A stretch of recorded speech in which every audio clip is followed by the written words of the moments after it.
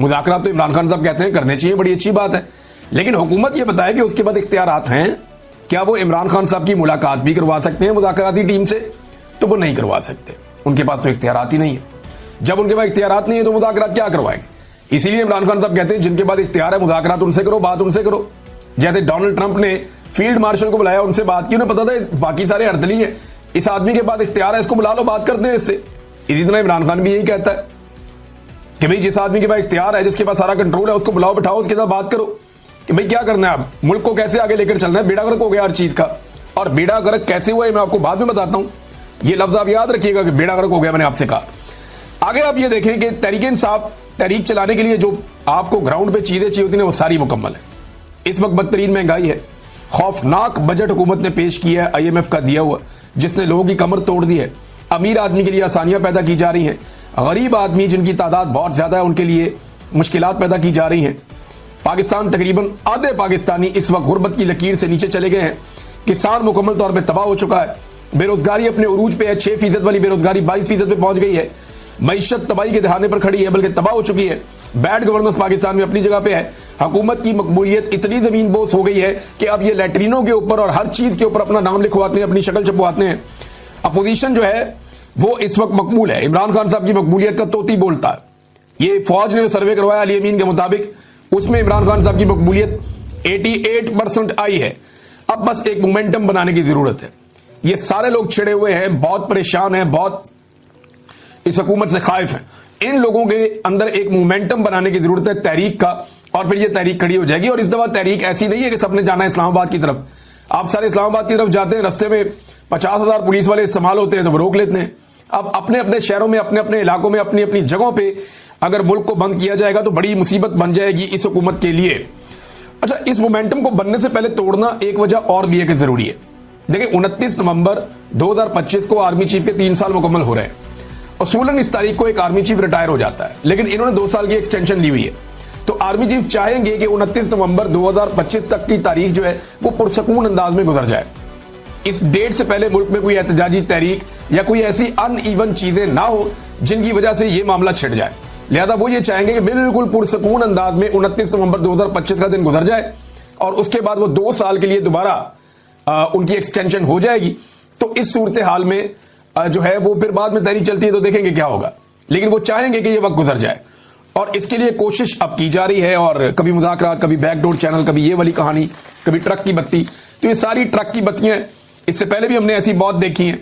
इमरान खान साहब को तो बहुत दफा ऑप्शन दिए गए, यानी अब उन्हें क्या ऑप्शन दिया जाएगा। आमिर डोगर साहब ने जो इंकशाफ किया था वो ये देखें आप। आमिर डोगर साहब हैं, ये हामिद मीर साहब के प्रोग्राम में इंकशाफ कर रहे थे कि इमरान खान को जिस दिन गिरफ्तार किया गया उससे एक दिन पहले इमरान खान के पास कुछ लोग भेजे गए थे कि आपको सुबह गिरफ्तार कर दिया जाएगा, अगर आप मुल्क से जाना चाहते हैं तो लाहौर एयरपोर्ट पर जहाज खड़ा है, आप दुनिया में जहां जाना चाहते हैं जा सकते हैं। मगर इमरान खान ने बैरून मुल्क जाने से इनकार कर दिया। आमिर डोगर कहते हैं कि इमरान खान को बार बार मुल्क से बाहर जाने का कहा गया। जब वो जेल में चले गए तब भी उन्हें मुल्क से बाहर जाने का कहा गया। उन्हें यह भी कहा गया कि आप हाउस अरेस्ट हो जाएं, लेकिन इमरान खान साहब ने किसी किस्म की डील नहीं ली। उन्हें 8 फरवरी के इलेक्शन से पहले और 8 फरवरी के इलेक्शन के बाद भी बार बार डील देने की कोशिश की गई, लेकिन उन्होंने डील नहीं ली। एक आदमी जिसने उस मुश्किल वक्त में डील नहीं की, क्या वो इस वक्त डील करेगा जब हुकूमत बुरी तरह फंसी हुई है? मुझे नहीं लगता कि इमरान खान कोई डील करने जा रहा है। पाकिस्तान के लिए वो एस्टेब्लिशमेंट से बात करना चाहते हैं कि भाई बेड़ा गर्क हो गया मुल्क का, अब निकलो बीच में से, आओ मैं तुम्हें रास्ता बना कर दूं, तुम निकल जाओ। और इसके लिए अगर नवाज शरीफ से भी बात करनी पड़े तो कोई घाटे का सौदा नहीं है। एक दफा फौज को सियासत से निकाल दें तो पाकिस्तान आगे बढ़ सकता है, इसके अलावा और कोई रास्ता नहीं है। नाज़रीन, मैं आपको कह रहा था ना कि तबाही फेर दी है। अब वो चीज मैं आपके सामने रखने जा रहा हूं कि किन चीजों को मैं ये कह रहा था कि बुरी तरह पाकिस्तान में तबाही फेरी गई है। कौन से बड़े बड़े जो है वो कंपनियां हैं जो पाकिस्तान को छोड़कर चली गई, जैसे कि माइक्रोसॉफ्ट पाकिस्तान में बंद करके अपने दफ्तर जा रही है। 25 साल से वो यहां काम कर रहे थे, अब वो छोड़कर पाकिस्तान को जा रहे हैं। तो ये तो पाकिस्तान के लिए एक बड़ा नेगेटिव है, बहुत बड़ी तादाद में लोग बेरोजगार हो जाएंगे। इसमें रिजवान गलज़ई साहब ने बड़ा अच्छा काम किया, उन्होंने एक रिपोर्ट तैयार की है, उसमें चंद उन बड़ी कंपनियों के नाम बताए हैं जो पाकिस्तान से अपना कारोबार बंद करके चले गए। शेल कंपनी अपने 77.42% जो शेयर्स है वो बेचकर जून 2023 में चली गई। पार्को पेट्रोलियम कंपनी अपने 50% शेयर्स बेचकर पाकिस्तान से चली गई। 2023 दिसंबर में टेलीनॉर पाकिस्तान भी बंद हो गया, चला गया पाकिस्तान से। उबर कंपनी यानी वो किसी और को बेचकर चले गए, उबर कंपनी वो भी बंद हो गई। और उनकी एक और कंपनी है क्रीम, वो भी बंद होने का उन्होंने ऐलान कर दिया कि वो भी बंद हो जाएगी। 1-2 माह पहले उन्होंने ऐलान किया था। प्रॉक्टर एंड गैम्बल कंपनी वो भी बंद हो गई, वो बेचकर चले गए। सीमेंस कंपनी वो भी बेचकर चले गए। यानी बहुत सारी ऐसी कंपनियां हैं जो पाकिस्तान छोड़कर जा रही हैं। मोबाइल फोन बनाने वाली कंपनियां वो भी पाकिस्तान छोड़कर जा रही हैं। जो कंपनियां पाकिस्तान में आना चाहती थी वो अब कानों को हाथ लगा रही हैं, जी हम नहीं आ रहे। इससे पहले डॉक्टर आरिफ अलवी भी अपने ट्वीट में बता चुके हैं कि उन्हें माइक्रोसॉफ्ट के जो हेड हैं, जो मालिक हैं बिल गेट्स, उन्होंने क्या कहा था। अमेजॉन भी पाकिस्तान आते आते रह गया, यानी अमेजॉन पाकिस्तान में आ रहा था, लेकिन इमरान खान साहब का दौर जब खत्म हुआ उसके बाद एक मायूसी फैल गई और फिर जो कारोबार के साथ हुआ, अमेजॉन भी अब पाकिस्तान नहीं हारा। ये सारी तबाही नादरीन पाकिस्तान के अंदर फेरी गई है और ये गुज़िश्ता 3 सालों में फेरी गई है। शब्बर जैदी साहब का एक बयान बड़ा जबरदस्त तरीके से गर्दिश कर रहा है, वो बयान मैं आपके सामने रखता हूं और बहुत सारे लोगों ने इसको ट्वीट किया। साबिर शाकिर साहब के ट्विटर से मैं पढ़ के समझता हूं और बहुत सारे लोगों ने इसको ट्वीट किया है। उन्होंने कहा, मैंने इमरान खान और जनरल बाजवा को कहा कि ये हमारे अपने इदारे FBR में बहुत से लोग करप्शन में मुलव्वस हैं, तो इमरान खान ने फौरन मुझे कहा कि इन सबको निकाल दो, लेकिन बाजवा ने मुझे निकाल दिया। ये जनाब प्रायोरिटीज हैं, इस तरीके से मुल्क चलाया जा रहा है। तो फौज को सिर्फ अपना काम करना चाहिए, सियासत में और एडमिनिस्ट्रेशन में और मुल्क चलाने में किसी किस्म की मुदाखलत कभी भी नहीं करनी चाहिए। अटक जेल से नाजरीन कुछ और कैदियों को छोड़ा गया है। ये 19 कैदी हैं जो अब रिहा हुए हैं 7 महीने के बाद।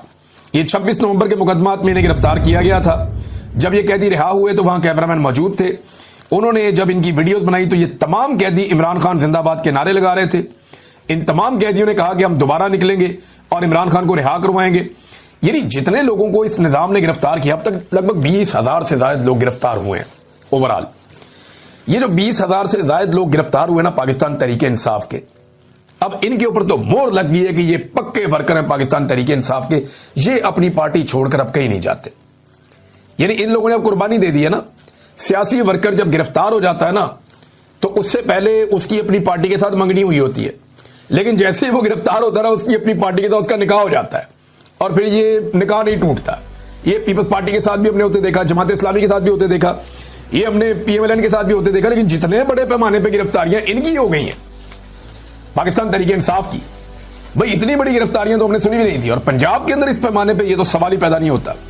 तो बड़ी इन्होंने डिक्टेटर ने इतनी तबाही नहीं फेरी जितनी इनके खिलाफ तबाही फेरी गई है मौजूदा रजीम की तरफ से। मिलिट्री एस्टेब्लिशमेंट ने और मौजूदा हुकूमत ने मिलकर जो पाकिस्तान तहरीक इंसाफ के साथ जुल्म, जबर और फस्तायत किया, ये लोग पूरी ताकत से खड़े हो गए। वो सरम जावेद खान वो रिहा होते ही उन्होंने डायरेक्टली फिर अटैक किया हुकूमत के ऊपर। यानी रिहा होते ही एग्जैक्टली वही जुमले, वही बातें, वही